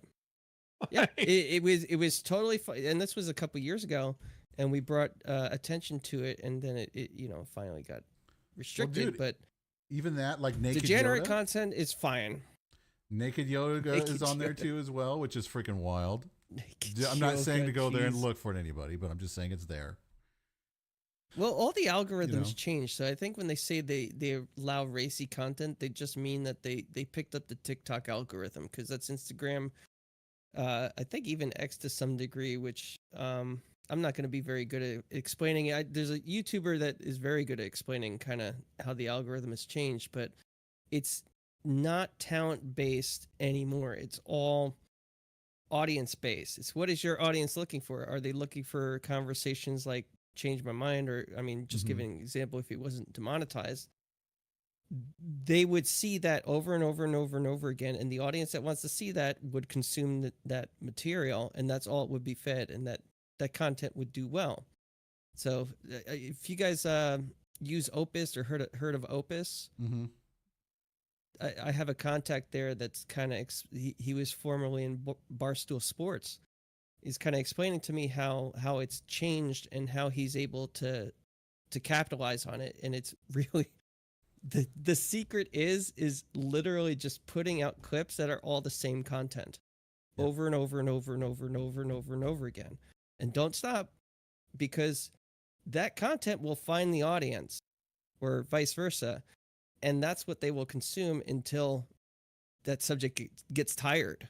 But it doesn't seem to get tired, because he's cutting clips of his test case is there's this show, and every time they mention Diddy, so he's using his product to cut mentions of Diddy or any stories of Diddy, up to a couple 3 minutes, I think is the max for reels, so below that. And it's just, you get like 200 views, 1,000 views, 200,000 views, and that's what the pattern is. So it's like low view, super high view. And that's the only content he's doing on a demo channel. So it's crazy. But that's the new face of the algorithm. See, I could send you guys a video that explains it better. I would totally be down to watch it. I'm always kind of curious about kind of, how that works out. I mean, I don't know, they're trying to crack down now, like on AI content and all that other kind of stuff. What that means, I don't really know. I haven't looked into it too much. I mean, I do use a little bit of AI with some of my stuff that I do from day to day.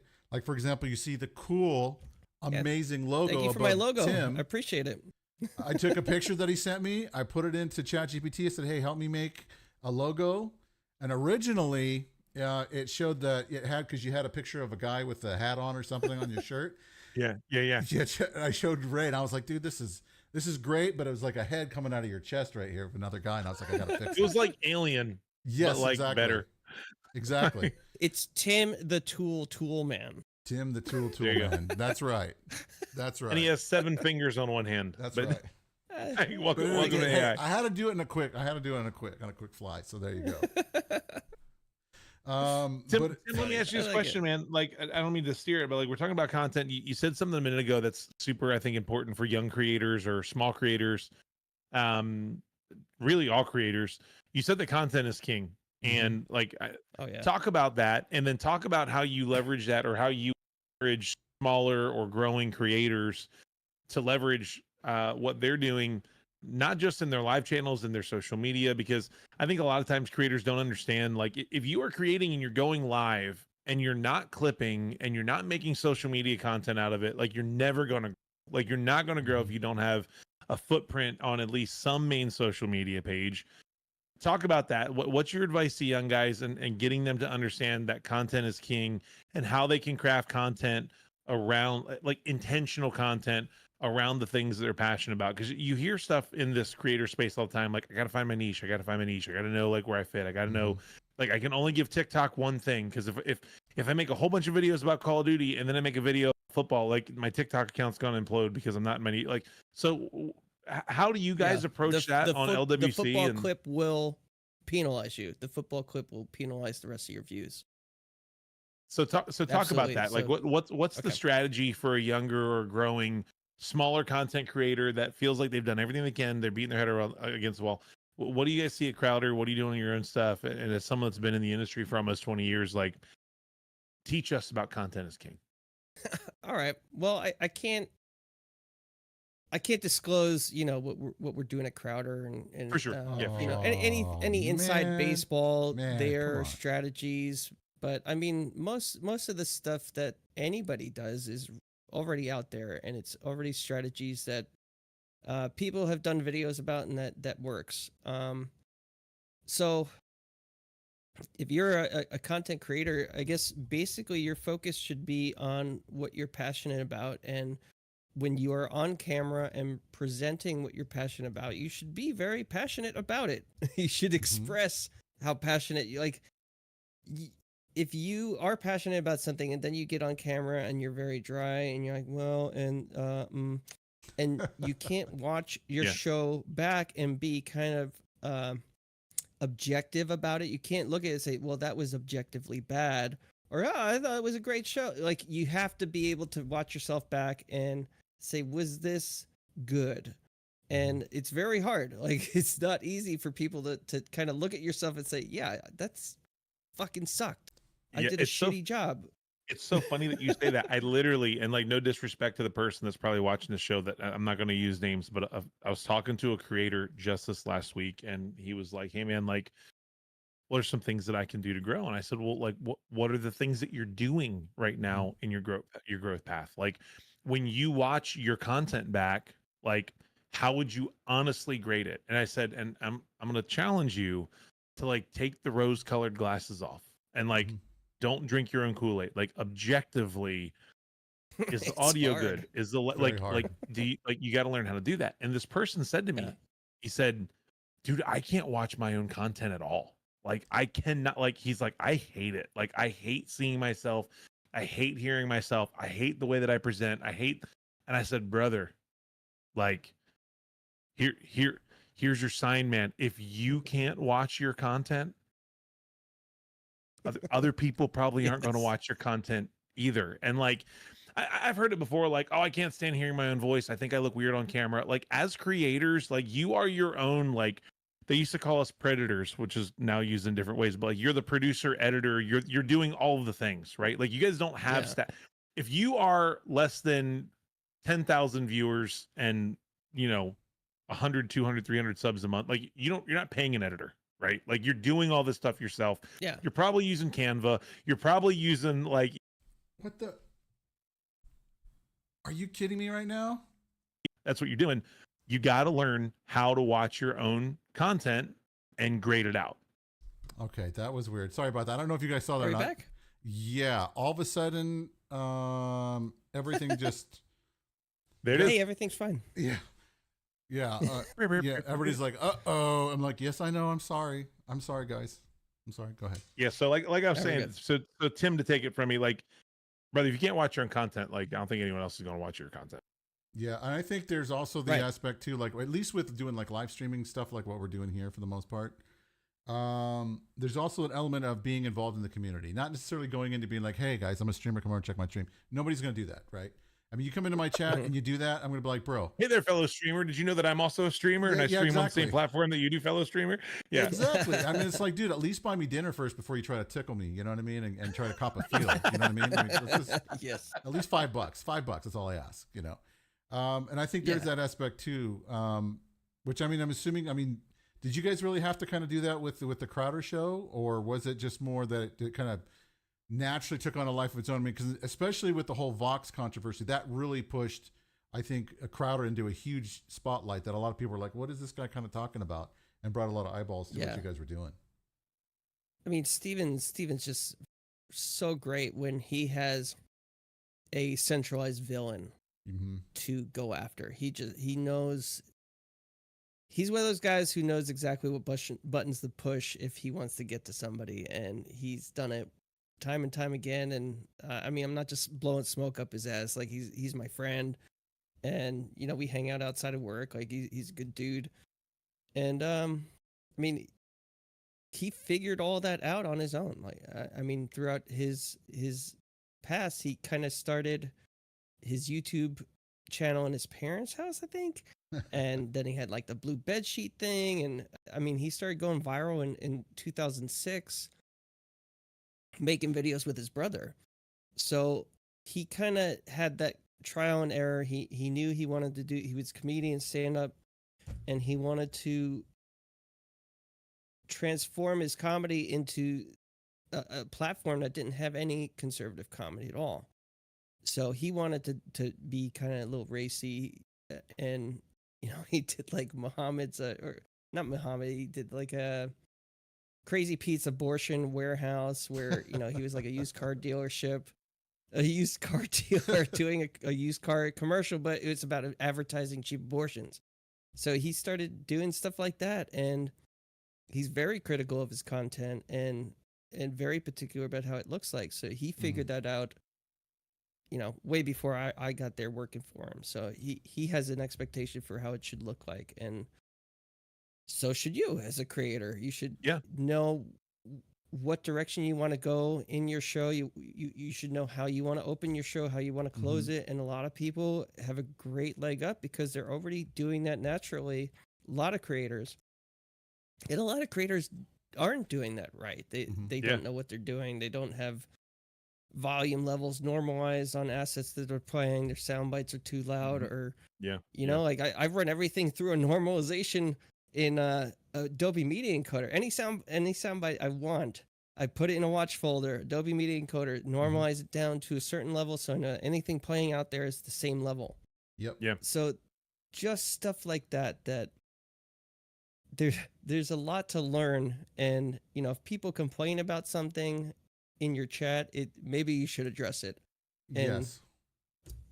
I hear sometimes though too, for the viewer, if you guys go into a stream and you guys hear something off, or you guys can't see something or hear something, please let the streamer know. Oh my God. Yeah. I can't even begin to tell you guys. I mean, there was one time I streamed on Twitch, and I kid you not, I streamed for 3.5 hours. People would come in, I'd say hey to them, nobody would say anything, and they all left. And I was like, what the hell? Well, I had my bit rate turned up too high, so Twitch was basically blocking my stream. It was a black screen. Nobody bothered to tell me in chat they couldn't see it, so I wasted like 3.5 hours. I was so livid. I was like, come on, guys. Just a simple, hey, we can't see you. There's no video feed would have caused me to stop and look at and evaluate what I was doing. And fixed it. Crash Out Tex is the best Tex. If you've never seen Crash Out Tex, he's a cool guy. I'm a fan.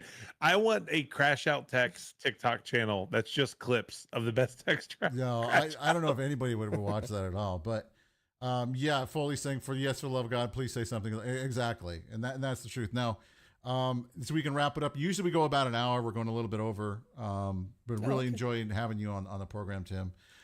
For you and your streaming journey up to this point, in terms of not only just necessarily as a producer, but also now as kind of your own content maker that you do with, Tim Break stuff and your gaming channel and stuff like that. What's some advice that you would give to other streamers who kind of are looking to take it to the next level or to get better at their craft, besides for like watching it? Once they watch and they're like, well, I can improve this. What do you think should be some things they can do or should do? Well, again, we talk about the algorithm being audience based, and that's really topic driven, what they're watching. So I guess something you could do is brand your content. Yes. Like I started doing it and not really knowing where I was going to start. I hope you don't mind to plug it, but no, not at all. The first project I started was the Bible on brain rot, and that's just an idea. I got it at 4 a.m. and basically I got it from watching TikTok reels, because this guy was like, "Oh, I make $1 million a year. Here's how I do it." And ChatGPT writes a horror story. He translates it through 11 Labs. He puts it on a piece of Minecraft parkour, and then he adds music to it. Boom, uploads it $5,000 per video. I'm like, this is total bullshit. And I woke up at 4 a.m. and it's like, I'm gonna do this with the Bible.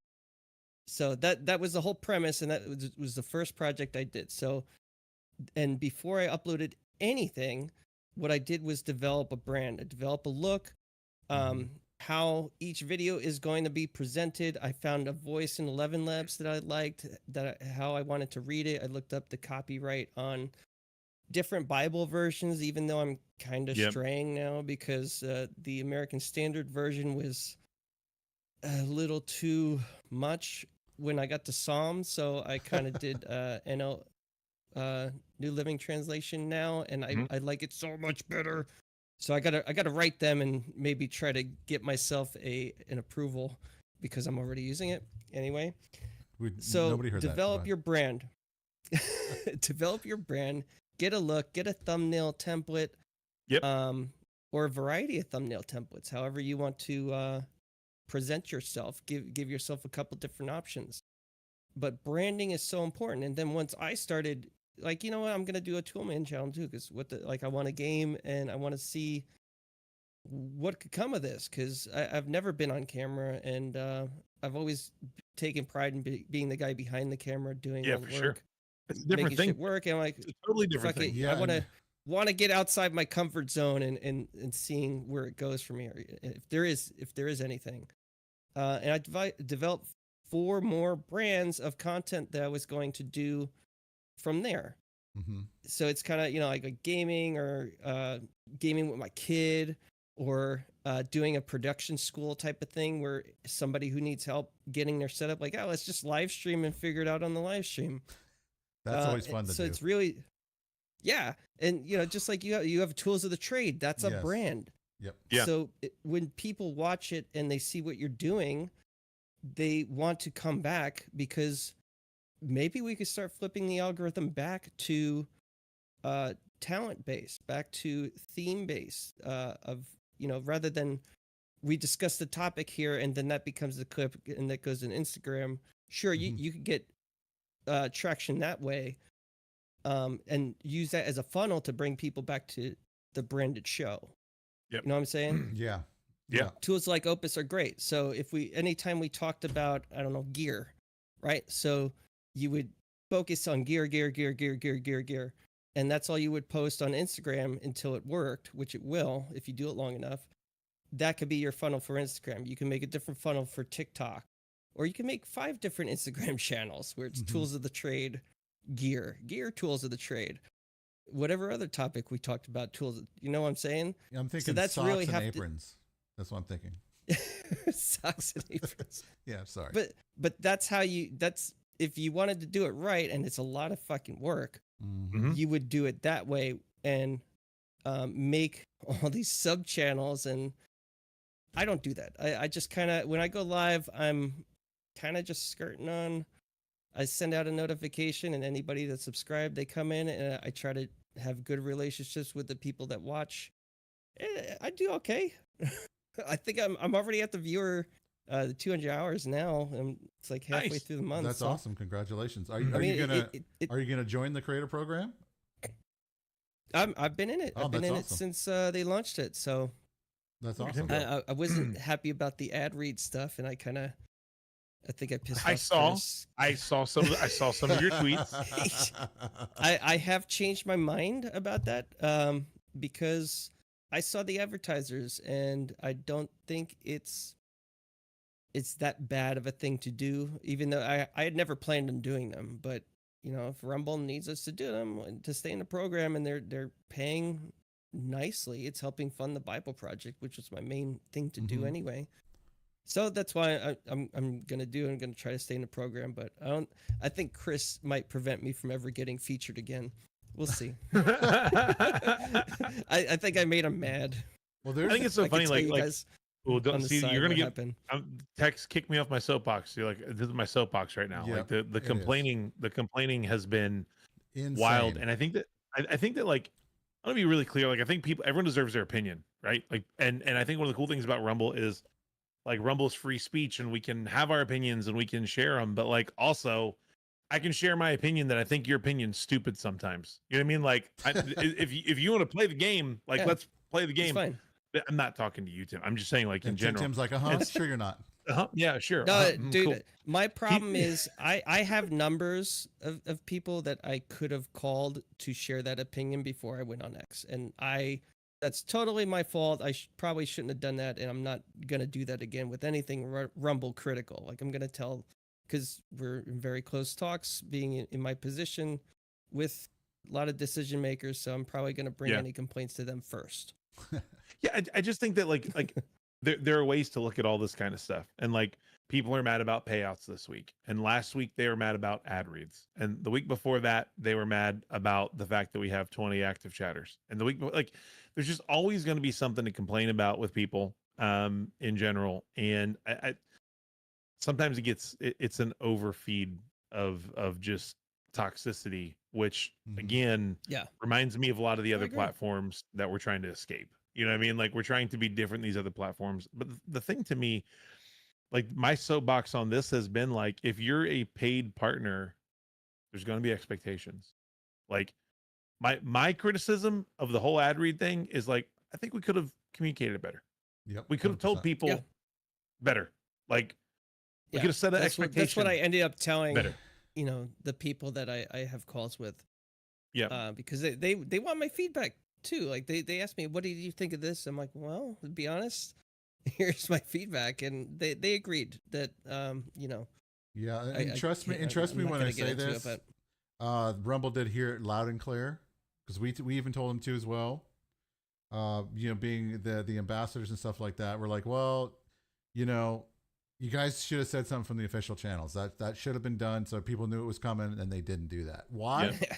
I don't know. Yeah. And trust me, everybody at Rumble, I'm sure there are probably some of the staff that might be in here watching. I love you guys 100%. I know you guys are working hard. I do too. Rick, Ori, all you guys, like, I know you guys are up against it, and you're literally moving mountains right now. And but the thing too, the argument has been like, oh, I don't believe in this Trump medicine, or I don't believe like whatever the things that people were like, oh, look, all my ad reads this month, I'm doing this on purpose. I just keep reading the same AIM controllers ad read.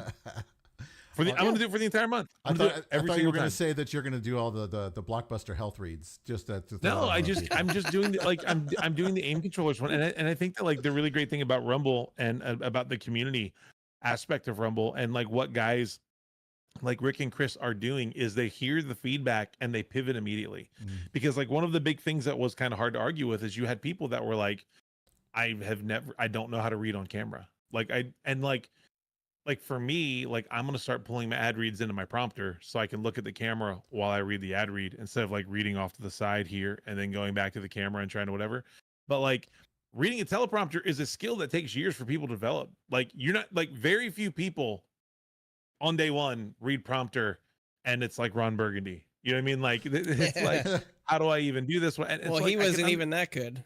No, yeah, he couldn't skip words. That's my point. Like, that's my point. Like, you get in and you're Ron Burgundy on day one. So it's like, giving people the ability now to go in and like pre-record these things and upload them, I think is fantastic. I think that like they're doing what they can. But I've also, on the other side of it, because I pay attention to the other side of it, I've seen the brands like AIM and I've seen the brands like Pickaxe, who are two of them that are big brands that are doing these Rumble reads. And as corporations, they are like, we have real live people promoting our stuff. Like, that's a benefit to everybody, because when other companies see these companies, it'll attract more companies. And then the payout that we're crying about not being what we thought it was going to be goes up because there's more money. Like, like that's the thing that people got to understand. Like, if you want to get paid, and this is the and I'm getting off my soapbox. If you want to get paid, like, to do literally anything, there are going to be rules about how you earn the money that you do. Like, the idea that as a gamer, I deserve to open up Call of Duty and play Call of Duty and get a $1,500 check at the end of the month is so beyond crazy to me. Like who told you that? Like, like where did that come from? Like, so Dude, it's one of those things. Well, I mean, I got tagged in, like, like I said, we went up to Boston, went up to a conference for my son who's got a rare genetic disorder.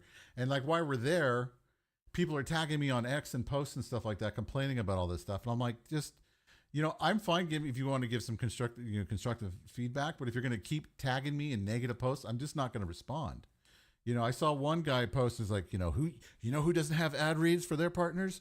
Kick and Twitch. That's right. I'm like, well, go for it. You're going to need to get average followers, all that other stuff. Hold on. Can we talk about the lie that is? If you are a Kick partner, you are required to promote the gambling site.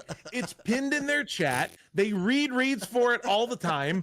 And they have to play the gambling games on. Like, if you're going to say something like that, know what you're talking about. I know. Like, just know what you're talking about. And all these guys are like, oh, well, it's not about the money. Shut up. If it wasn't about the money, you wouldn't be in the creator program and you wouldn't be whining on Twitter to read. I'm just saying, like, have your opinion, but let your opinion be intelligent. So yeah, Kick does have those things. And guess what? You're right. You don't have to do it on Twitch, but guess what else is not happening on Twitch? You're not making any money on Twitch because for every sub that you get, they're taking 90% of it. They're taking $4 and they're giving you $1. So if you want to make $100 a month, you have like 1,000 followers. It's insane to me. Like the difference. I'm sorry. I'm getting worked up because like I just can't with like the stupidity. I'm great to complain. I'm great to tell me how to fix it. Like come with some options. And I also think like Jobless, I think it was, he did like this really insane read that he knew wasn't yet like, and then they actually approved the read because it was like so over the top insane, like, and it was really engaging. I love that. Bring your creativity and like protest while you're doing what you're doing. But like, don't tell me that Kick doesn't have requirements. It's the stupidest thing I've ever seen. It's the absolute. I think I sent you a picture. Yes, you did. I sent you a screenshot of one of the Kick partners, like the first class of Kick partners. Their chat, literally their top pin was like, hey, make sure you go to stake, and if you go to stake, you get this percentage off of your first bet. And it's like, you guys not see that? Yep. I know. I'm saying. I know. And a lot of people are that way. Like, Texas Attitude, you say you're not a fan of the ad reads, you're not sure everybody. And I get that. But I mean, here's also the thing too, as well, right? Like, and this is what I told everybody at the beginning of the month. I mean, I went back and forth with so many people on X about this. It was insane. I mean, what I told people is that, look, they have advertisements that talk about just Rumble Premium, that talk about just the Rumble platform. Just read controllers. Those. Yeah. Okay. If you believe in what Rumble is doing and you believe in the platform, then help push it. Let people know. Some people don't know about Premium. I don't know how you wouldn't, but some people don't know about Premium. Some people don't know about the apps that you can get up for your phones and for your TV. Some people don't know that. And guess what? Those are 2 ads that are available to you to read in the ad center or in Rumble Studio. Also 1775 coffee. Who doesn't like coffee? I do. Yeah. And their coffee's delicious, by the way. I mean, I don't like coffee, but that's okay. We're done, dude. Coffee. This is last show. Last show. I'm just kidding. Ray's gone. That's right. He's booted. Somebody else. A lot of the scripts too. I don't think I followed any script to the letter. Yeah. Even though it says read this exactly, I haven't. Especially the Rumble ones. You could kind of just make your own sales pitch. If you believe in the product, just let that speak and make sure you mention the promo. Like when one of the conversations, something I suggested was to here's the hard line, like they do with talent like Glenn and Steven when you get a sponsor, they give you paper and they say, here is the things you must mention. Mm-hmm. Like, I think one of our sponsors, you have to say the NMLS number 782334 or something. That's something you have to mention in that sponsor spot. And so let us know what we have to mention. Give us a recommended copy, and we'll just hit those talking points. Like here's the point of the discount that you're getting. Mention this stuff. You have to say it, and then here's a recommended. And we copy. paid it. We paid for it to be 30 seconds long, so make sure the copy hits 30 seconds, so we got what we paid for. Like that's why some of this copy is as long as it is. I mean, like to those of you guys that are watching this and don't understand the back end of content and advertised creation, there are tools all over the internet. You can use them. They're called copy timers, where you can upload the copy. And honestly, ChatGPT is great at this, where you can upload copy to it and you can say, hey, AI, or hey, copy timer, if I'm reading this as a medium read, on average, how long will it take me to read this section of copy? It's like 2 minutes, 3 minutes, 5 minutes, 30 seconds, whatever. Advertisers and clients who are using Rumble as an advertising platform, in most cases, and again, I don't work for Rumble, I'm not representing Rumble, I don't know the actual details of the contract, but I'm just talking about generalities in the biz. They're paying for a 30-second ad read. They're paying to get people to do that. So there is an advertiser like Aim Controllers that is paying Rumble to get their product in every live stream that's physically possible. and their contract says that it's going to be an average of 28, 25, 30, whatever second. So some of the reasons, that's why it says that you have to read it exactly, because they're just trying to hit the minimum that these guys are paying for. Sometimes I agree though, there could be wiggle room, and some of them do have wiggle room. Yep, like some of them do. there's only some of them that say like this has to be exact. So Yeah. it depends. Yeah, and even if it says that there is wiggle room, if you do a great job, they're gonna Yeah. Yeah. Yeah. And just you hit know, the talking points. and Rumble is paying attention and they're listening to feedback. So, you guys have They're changing it. have good feedback. Hopefully, we're done talking about ads, but just have good feedback about it. What you like, what you don't like. That's more. It's okay to complain about something as long as it's constructive. You don't have to go full Karen and freaking try to destroy everybody and their brother that's got a different view than you, which some people are doing on X. And I think they've basically kind of ruined their own brand and kind of burnt their bridges with how they kind of handled the whole thing. Just the way some people talk to each other it was insane to me. But I liked Goodwin's impression. That was pretty good. what was It got denied. what was Goodwin's impression? Goodwin read one of the medical ad reads as with his impression of Kennedy Jr. and it was pretty good. And he put it on Twitter. He was like, "This got denied, guys." I was like, "For sure, for sure, it got denied." It was pretty funny. That's good. Well, dude, Tim, really appreciate you taking the time and coming to hang out with us. Hopefully it wasn't too bad, and hopefully everybody that that is going to be watched it tonight and will be watching the VOD will get something out of this. Tell everybody where they can find you. If you want them to find you, it's totally up to you. But floor is yours. Please tell everybody all about yourself and where to find you. No, thanks for having me, man. I mean, if the show only goes an hour, we've hit an hour 40 almost. So that that says a lot. I had a great time. Definitely open to do it again if you ever want to have me back. Oh yes. Well, I just got fired, so you're probably replacing me. There's going to be a press release. Yes. In a couple of days. First you went against me with God's time zone, and now no coffee. So you're in a lot But of did trouble. you see Pudge said no, it wasn't me. Pudge said God's time zone when he pushes it is Eastern Standard Time. Yeah, I heard, and that's a ball-faced lie. It's Central Standard He's Time. wrong. Exactly. He's Thank you. absolutely wrong. See, Tim takes your spot.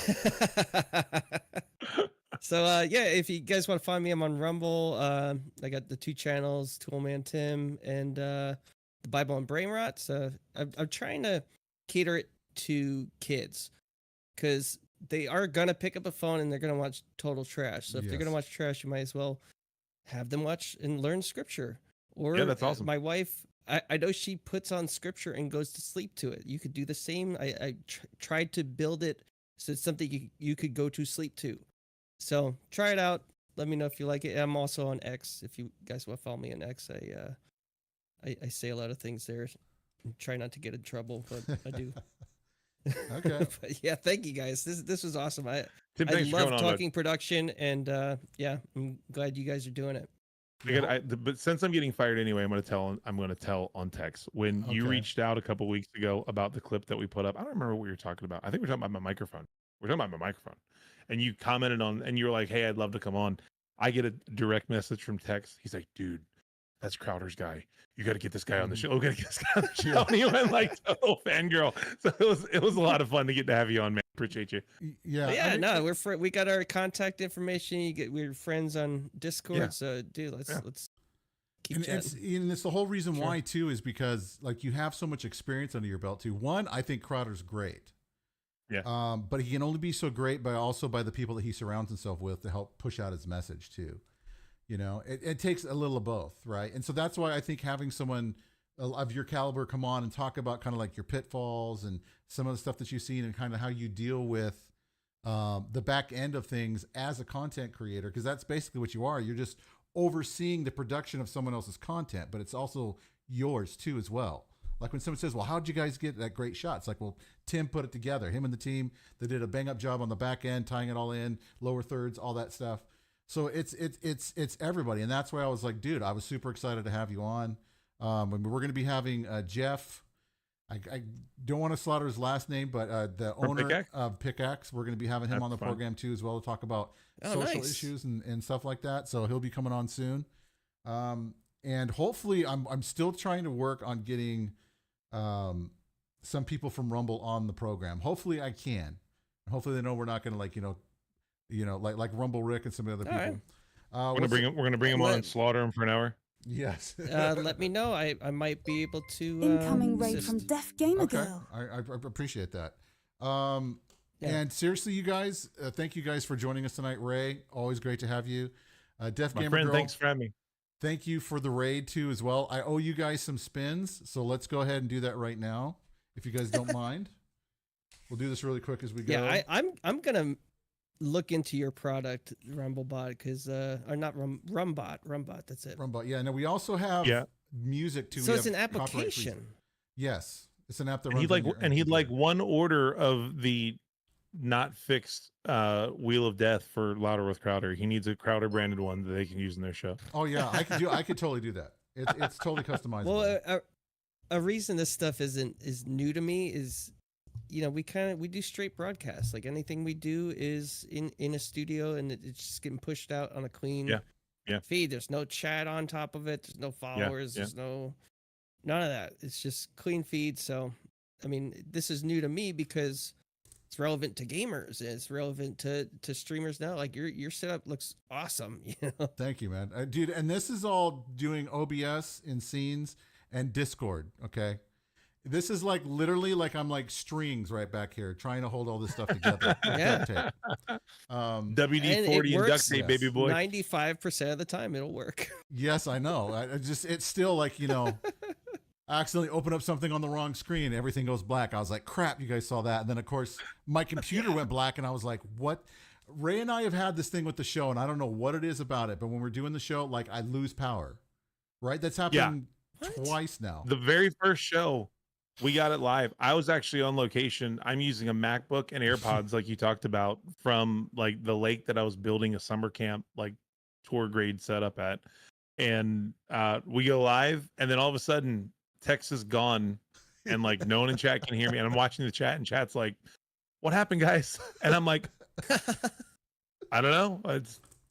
I don't see text either." Jeez. Yeah, Like, we had know. a lightning strike like really close, and it knocked out all the power. Oh, Yes, Foley said, jeez. "Don't forget the zip ties, Ray." How can you forget the zip ties? And then, Well, hey, now in Rumble Studio, at least you could kind of do the show from a secondary cell phone. that's Yeah, true. I yeah. still have to If you're figure out how to using get the Stage. studio. Yeah, well, yeah, I have to figure out how to freaking do all that because I don't know. I know I have a friend that was asking me about that. You could do ingress or direct. No, yeah, do the stage Mhm. with the ingress so that you go OBS right through the ingress. You don't have to deal with anything. And if you do lose power, you could always just pick up your phone, join the canvas, and say, "Hey, guy," and then you're back in the stream. Huh, that's a good idea. So there's your backup plan. There you go. That's why we do the show. That's right. That's the reason. I even need tools, ladies and gentlemen. I even need tools. 100% yes. Let's do these All spins. right, I want to see these spins. Okay, we're going to do it first. First is Para.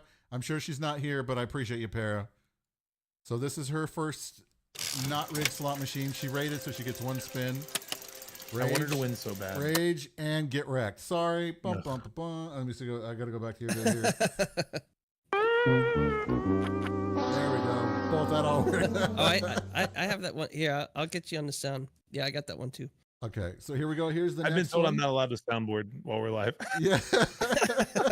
Sorry. And here's just stepping on all your Oh, yeah, policy. you're totally fine. And here is for Mr. Ramrod Jenkins, who also rated tonight too as well. Totally not rigged slot machine. Let's see what he gets. Orange, get wrecked. Now you lost us straight out the bat. Sorry, Ramrod. Man. There we go. Man. That's what I want. Man. Thank you. Okay, and last but not least, Deaf Gamer Girl. Here she goes again. She's a great streamer here on Rumble. You guys definitely need to go check her out. Orange, and Rumble. Okay, it was close. It was close. It's a shame. That's the worst one. Dude? If she would have gotten 3 oranges fully, she'd be getting a whole thing. 100% she would. Yep. A whole thing of what? She would get Oranges. like whatever. Yeah, a whole thing of oranges. Oranges. My gratitude. All that stuff. You know what I mean?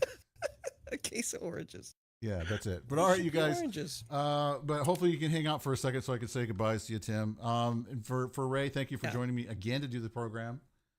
And if you Episode guys got 3, 4, which one is this? This is episode 3. Yeah, let's do it. So we're getting great. there. We're getting there. And for the rest of you guys, if you guys got any questions, make sure to reach out, chat@vapinggamers.com, or leave a comment down below. Myself or Ray will be more than happy to say hi. And then make sure you guys go and check out Tim. Link for his Rumble channel is down below. And I will see you guys again, hopefully, maybe this next week. I'm not sure. Might take it off. We'll see what happens. Right, everybody? So we'll see you later. All right. Have a good night, guys. Bye.